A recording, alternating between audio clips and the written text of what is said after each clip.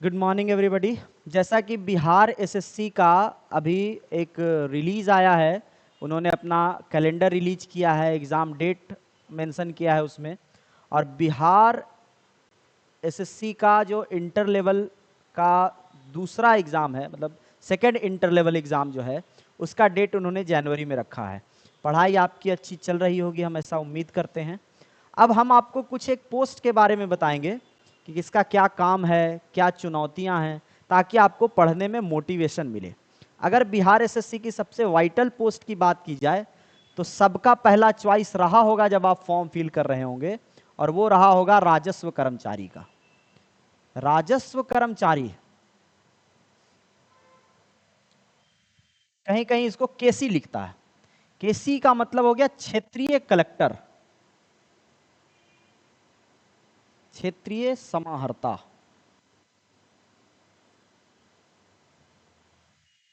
आप लोग जाते हैं तो देखते होंगे कि कलेक्टर को समाहर्ता कहा जाता है, वो रेवेन्यू पोस्ट है इसलिए कहा जाता है। ये ग्राउंड लेवल का बहुत ही मतलब इंपॉर्टेंट पोस्ट है, बहुत ही रिस्पॉन्सिबल पोस्ट है। यहाँ रह के आप खूब जन कल्याण कर सकते हैं। अगर आप ईमानदारी से काम करते हैं तो ये आपके लिए बहुत अच्छा जगह होगा। बात करें कि क्या क्या करना होता है, तो सबसे पहले बात करते हैं कि ये 1900 पे ग्रेड की जॉब है। इसका जो वेतनमान रहेगा 19,900 से शुरू होगा, लेवल 2 का है तो बेसिक पे। अभी बिहार सरकार ने इनका नाम भी चेंज किया है, इसको एआरओ कहा है, असिस्टेंट रेवेन्यू ऑफिसर। और पे ग्रेड भी सुने हैं 25,500 करने वाला है, मतलब लेवल 4 की जॉब करने वाला। अगर होता है तो ये आप लोगों के लिए सोने पे सुहागा होगा। काम की बात करें तो आपको एक हल्का दिया जाएगा, हल्का एक अलग वर्ड लग रहा होगा आपको, आप उसको पंचायत के रूप में समझिए। पंचायत ही हल्का हुआ। और मौजा एक शब्द होता है, उसको आप गांव कह सकते हैं।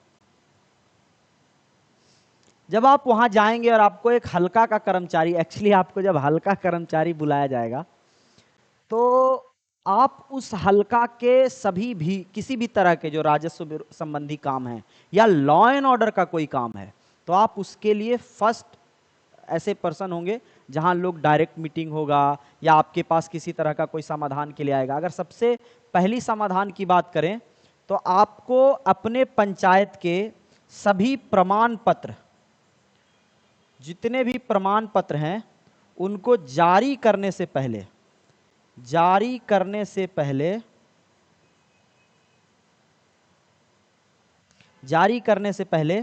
उसके सत्यता की जांच करनी होगी। उसकी सत्यता की जांच यानी वेरिफिकेशन करना होगा। आपको क्या करना होगा? उसका वेरिफिकेशन करना होगा कि जो डॉक्यूमेंट्स है वो सही है कि नहीं। जैसे आप लोग देखते होंगे कि निवास प्रमाण पत्र बनाने के लिए बस वहां से क्या करते हैं कि आधार कार्ड लगा दिए हैं, आधार कार्ड पे आप उसको निर्गत कर देते हैं, तो वो प्रिंट निकल के आरटीपीएस में आपको मिलता है और आप उसको साइन करते हैं। आपके साइन करने के बाद ही जो आरटीपीएस काउंटर के लोग हैं वो जारी करते हैं, मतलब सर्टिफिकेट जनरेशन जो होता है वो आपके साइन से होता है। ये तो सबसे छोटा काम हम बता रहे हैं। उन सब के बाद जमीन से रिलेटेड जितने भी काम हैं, चाहे अभी जो सर्वे का चल रहा है तो सर्वे में भी आपका योगदान होगा। सर्वे से पहले आपके पास जितने भी पूर्व संबंधित कागजात हैं, उनके आधार पर जो आपके पास पंजी है, जिसको जमाबंदी पंजी कहा जाता है। देखिए ये सब जानकारी ना आपको रखना चाहिए। जैसे पंजी 1 क्या होता है, आप अभी एक नागरिक के रूप में अगर इसको जानेंगे तो आपको फिर कर्मचारी के रूप में काम करने में बड़ा मजा आएगा।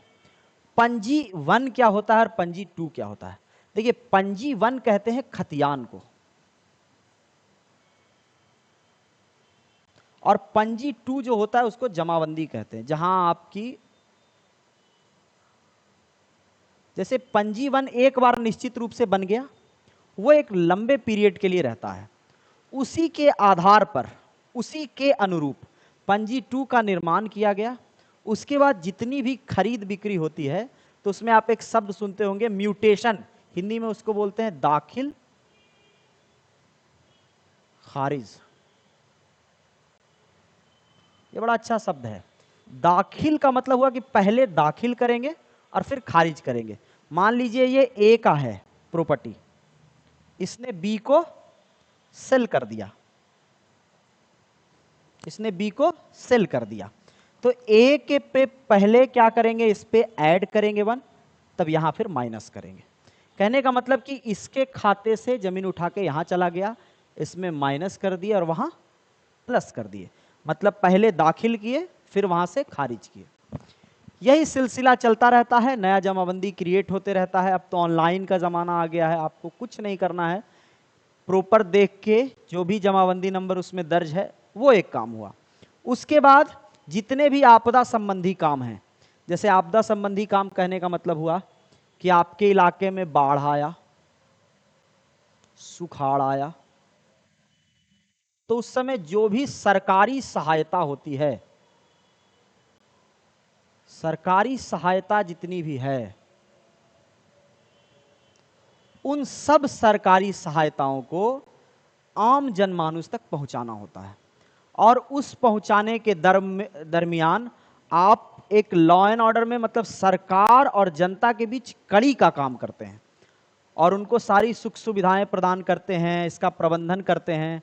फिर अगर आपदा के बाद कुछ अमाउंट जो उनको क्षतिपूर्ति के लिए मिलता है, सुखाड़ में भी और बाढ़ में भी, वो आप उनको डायरेक्ट बेनिफिशियरी में, उनके अकाउंट में क्रेडिट कराने के लिए सारा डिटेल्स इकट्ठा करते हैं। अभी चुनाव का मामला, अभी चुनाव हो रहा है बिहार सरकार में, तो बिहार सरकार में चुनाव से संबंधित जैसे जितने भी बीएलओज हैं, तो उनके सुपरवाइजर के रूप में आपको काम करना होगा।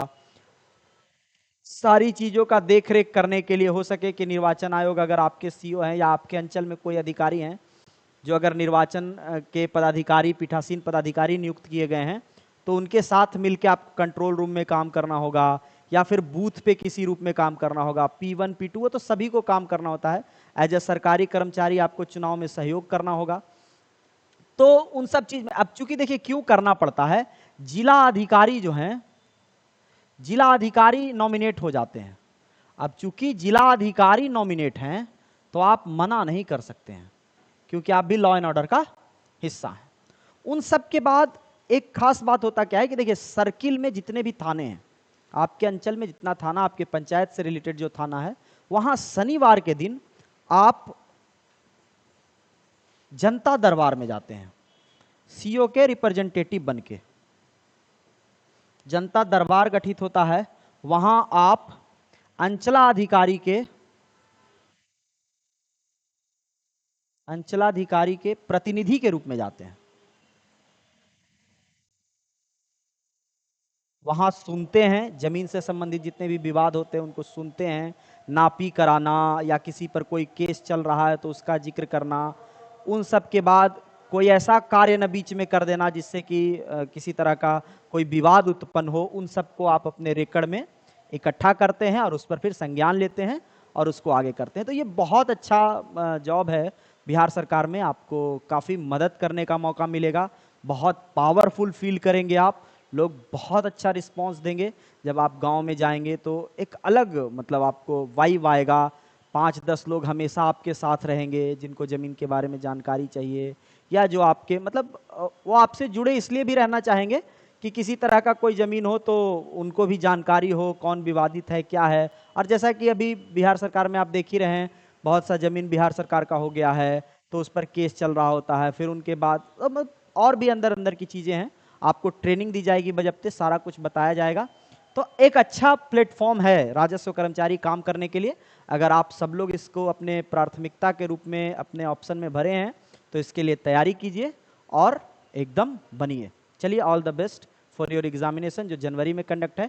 धीरे धीरे हम कुछ कुछ और बताएंगे, क्या क्या सिलेबस है इसका, कैसे कैसे तैयारी करना है, कहाँ से पढ़ेंगे, इस पर भी फिर एक स्पेसिफिक वीडियो हम बना देंगे। और आप आगे तैयारी करते रहिए। All the best for your future. Thanks for watching.